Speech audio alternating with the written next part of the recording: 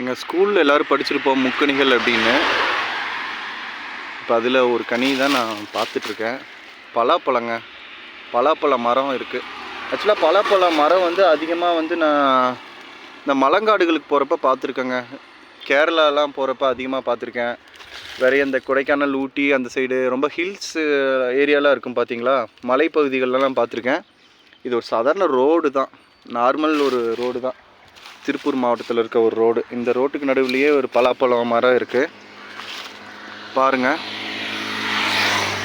சீசனுக்கு தான் வரும். எங்கள் ஊர்லலாம் கொண்டு வந்தாங்கன்னா கேட்டால் இது கேரளாவிலேருந்து வருதும்பானுங்க, பண்ருட்டியிலேருந்து வருதும்பானுங்க, அவ்வளோ ரேட்டு சொல்கிறாங்க. பலாப்பழ மரம் பாருங்கள் எப்படி இருக்குன்னு.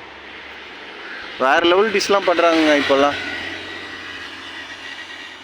பலாப்பழத்தில் பிரியாணிலாம் போடுறாங்க. பலாப்பழ சிப்ஸு எல்லாம் உங்களுக்கு தெரிஞ்சிருக்கும்.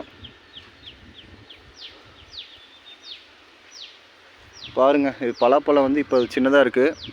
அந்த பிஞ்சிலேயே வந்துட்டு சில பல ஐட்டங்கள்லாம் பண்ணுறாங்க.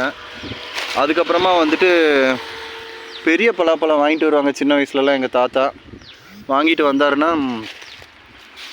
தேங்காய் எண்ணெய் இருக்குது, பெருசாக இருக்குது பலாப்பழம். அதை அப்படியே வந்துட்டு ஒரு கத்தியை வச்சு தேங்காய் எண்ணெய் வச்சு இதாக அறுப்பாங்க. அறுத்து போட்டாங்கன்னா சாப்பிட்டுக்கிட்டே இருப்போம் வீட்டில் எல்லோரும்.